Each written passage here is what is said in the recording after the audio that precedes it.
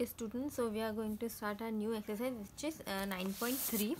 Okay तो 9.3 में क्या हम लोग ने पहले क्या पढ़ा, पिक्टोग्राफ. ठीक है, तो हम पढ़ेंगे बार ग्राफ. ठीक है, बार ग्राफ में क्या, पिक्टोग्राफ इज़ लाइक थोड़ा टाइम कंज्यूमिंग है क्योंकि हमको ड्राइंग बनानी पड़ती है और फिर वो ड्राइंग बनाने के लिए भी हमको थोड़ा वो डिफ़िकल्ट पड़ता है. ठीक है, तो बार ग्राफ क्या होता है कि the bars of uniform with can be horizontal और vertically with equal spacing between them, and then the length of each bar represent the given number. Such method of the representing data is called bar diagram or a bar graph. ठीक है, अभी like ये मैं बना रही हूँ ऐसे. ठीक है, अब मैंने यहाँ पर इतना बनाया ऐसा, यहाँ पे मैंने बनाया ये ऐसा, यहाँ मैं बना रही हूँ ऐसा. लाइक में बीच बीच में जो इक्वल डिस्टेंस है वो इक्वल. देखिए 1 है, ये 5 है, ये 10 है, ये 15 है. ठीक है, तो बीच बीच में ये जो 5 का ही डिफरेंस आ रहा है और मैं इसको लिख रही हूँ 1 2 3 4, मतलब सब इक्वल डिस्टेंस पे है. मतलब एक इक्वल डिस्टेंस ही में ही सब लोग का मतलब डिवाइड किया हुआ है, तो उसको हम बोलेंगे बार ग्राफ. ठीक है, अब क्या है interpretation of a bar graph. Let us look at the example of vehicular traffic at a busy road crossing in Delhi.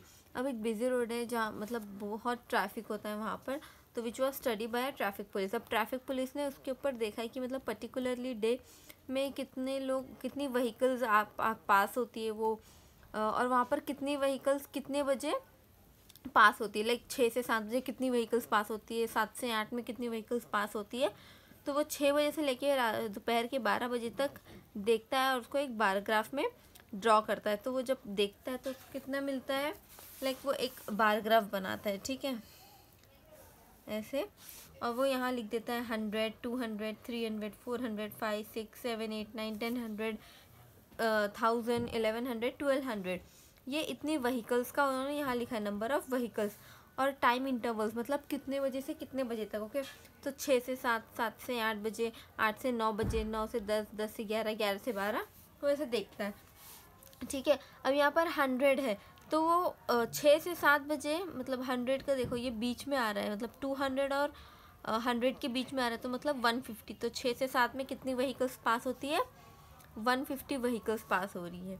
ठीक है, अब 7 से 8 में कितना हम लोग को दिखा रहा है, मतलब 1200. तो 7 से 8 में कितनी व्हीकल्स पास हो रही है, 1200 व्हीकल्स पास होती है. वो ट्रैफिक रोड पर से, मतलब वहाँ पे इतना ट्रैफिक हो जाता है, मतलब डायरेक्ट 6 से 7 में तो सिर्फ 150 व्हीकल्स पास होती है, लेकिन 7 से 8 में लोग ज़्यादा वहाँ पर जाते हैं और वहाँ पे 1200 गाड़ियाँ पास होती है.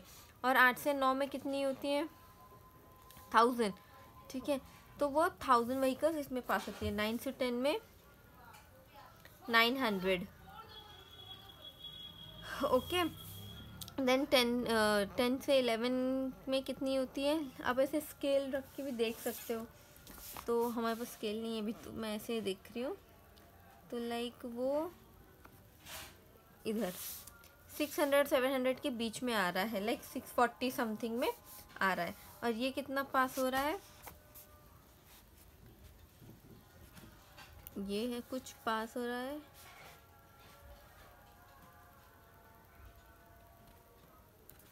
ओके, ये यहाँ आ रहा है, तो ये 450 समथिंग इतनी व्हीकल्स हैं और यहाँ पर 640 व्हीकल्स पास होती है. ओके, तो हमने क्या देखा कि कहाँ पर सबसे ज़्यादा ट्रैफिक हो रही है, 7 से 8 बजे के बीच में.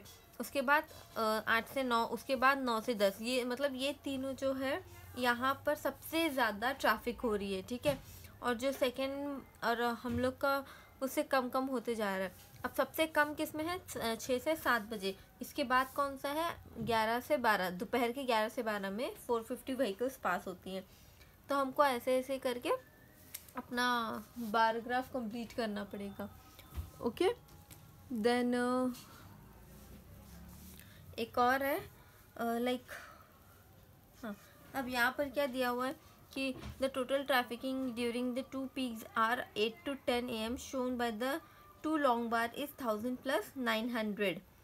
मतलब 8 से 10 के बीच में, 8 से 10 के बीच में, ये 8 से 9, 9 से 10, मतलब ये 2 आवर्स में कितनी 1900 व्हीकल्स पास हो रही है. ठीक है, If the number in the data are large, you may need find the scale. For example, take the case of the growth of the population in India.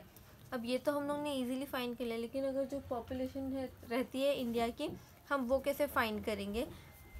तो यहाँ पर क्या दिया हुआ है कि यहाँ पर ईयर्स दिया हुआ है कि 1951 में इतनी पॉपुलेशन थी इंडिया में, मतलब एक यूनिट लेंथ का मतलब 10 करोड़, मतलब ये 10 करोड़, ये 20 करोड़, 30 करोड़, 40 करोड़। तो 1951 में कितने लोग थे? 36 करोड़ थे। फिर 1961 में 44 करोड़, 1971 में 54 करोड़। तो ऐसे ऐसे करके पूरा बताया। जब अगर ज़्यादा हो तो हमको अपनी स्केल बढ़ा लेनी। जैसे यहाँ पर स्केल क्या है कि 1 यूनिट इक्वल्स टू 100 व्हीकल्स। अब ये कितने थे? 100 व्हीकल, ये 200 व्हीकल, ये 300 व्हीकल्स। जैसे ही वैसे ही लोगों ने यहाँ पर क्या किया कि 1 यूनिट मतलब 10 करोड़, ये 2 करोड़। अब हम लोग करोड़ में तो बारग्राफ को कंटिन्यू करते हैं, तो ज़्यादा लार्ज स्केल और अगर ज़्यादा अमाउंट रहता है तो हम उसको छोटा करने के लिए हम बारग्राफ यूज़ करते हैं। ओके। और यहाँ पर ईयर्स, आप लोग को ये लिखना बहुत ज़रूरी होता है। ये वाई एक्स एक्सिस होता है और ये वाई एक्सिस होता है, वाई और ये एक्स, ठीक है। ये हमेशा 0 रहता है, ऑलवेज। ओके। और हम एक एग्जांपल देखते हैं। Read the adjoining bar graph showing the number of students in a particular class of school. अब हमको ये बार ग्राफ दिया हुआ है, ठीक है। तो उन लोगों ने क्या लिया है कि यहाँ से लेकर यहाँ तक 10 स्टूडेंट, यहाँ से लेकर यहाँ तक 20 स्टूडेंट्स, 30 स्टूडेंट, 40, 50, 60, 70, 80। अब हम लोग इतनी बड़ी बुक रहेगी तो हम उसको ऐसे कर तो नहीं सकते ना 1 2 3 4। तो इन लोगों ने क्या किया, उसको छोटे छोटे फॉर्म में कर दिया है, ठीक है। यहाँ पे क्या दिया हुआ है? ईयर्स दिया हुआ है 2001, 2001, 2002, 2003, ठीक है। अब यहाँ पर क्वेश्चन दिया है, हमको उसको सॉल्व करना है। Answer the following question, what is the scale of this graph. अब यहाँ पर स्केल दिया हुआ है, तो स्केल क्या होता है? जो हमेशा साइड को राइट हैंड साइड में हम लोग को हमेशा ऑलवेज, अगर आप ग्राफ बना रहे हो बार ग्राफ, तो ऑलवेज स्केल हम टॉप राइट कॉर्नर पे लिखेंगे, ठीक है। तो 1 यूनिट लेंथ कितना होता है? 1 यूनिट लेंथ कितना है? 10 स्टूडेंट्स। ये हम लोग ने वाई एक्सिस का लिखे। अगर हम एक्स एक्सिस का लिखेंगे तो वो भी अच्छा रहता है, लाइक 1 सेंटीमीटर या 2 centimetre, like 1 box equals to 1 box equals to ये हम ऐसे कुछ भी लिख सकते हैं। लेकिन आप अगर सिर्फ यहाँ वाई एक्सिस का लिख रहे हैं तो दैट्स ओके, ठीक है। तो what is the scale of the graph? 1 unit length equals to 100 students. ये हो गया इसका आंसर। सेकंड क्या है? How many new students are added every year. मतलब हर साल कितने बच्चे बढ़ रहे हैं। जैसे अभी यहाँ पर 30 स्टूडेंट्स हैं, ठीक है। 2000 में 30 स्टूडेंट्स, अब इसमें कितने हैं? लाइक 8 to 10 स्टूडेंट्स बढ़ रहे हैं, ठीक है। यहाँ पे 8 स्टूडेंट्स बढ़ रहे हैं। अब 2000 है तो यहाँ पे कितने स्टूडेंट्स बढ़े हैं? यहाँ पे 5 to 6 स्टूडेंट्स बढ़ रहे हैं। यहाँ पे क्या है? 2003 में लाइक यहाँ पे भी 4 to 5 स्टूडेंट्स बढ़ रहे हैं। ओके। तो हमको ऐसे बताना है कि 2001 में इतने स्टूडेंट्स बढ़ रहे हैं, 2002 में इतने स्टूडेंट्स बढ़ रहे हैं। तो हम वो कैलकुलेट करके लिख लेंगे। लाइक यहाँ पे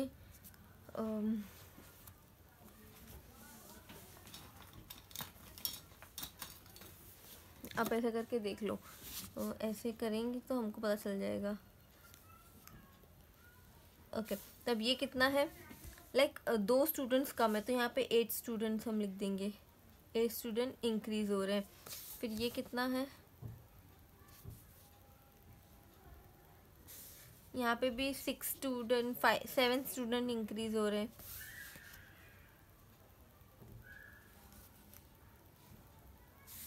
यहाँ पे भी 8 to 7 स्टूडेंट्स इंक्रीज हो रहे हैं। लाइक 8 पकड़ लो, 8 स्टूडेंट इंक्रीज हो रहे हैं।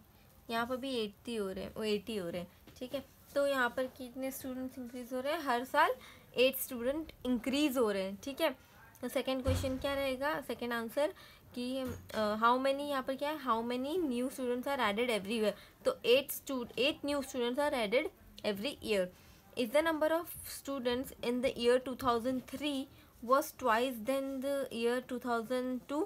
यहाँ पर क्या पूछा है कि जो 2003 में जितने भी बच्चे हैं क्या उसका डबल 2002 में है। मतलब वो लोग पूछ रहे हैं कि लाइक 2000 में 30 बच्चे हैं तो इसका डबल 2003 में।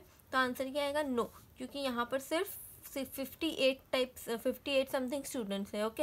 ये 60 तक नहीं पहुँचा, तो आंसर नो आएगा। No, there is no twice than 2003 in the year 2002। Okay, तो ऐसे करके आप ये एक्सरसाइज कंप्लीट कर लेना, देन हम एक्सरसाइज 9.4 पर जाएंगे। Okay, thank you.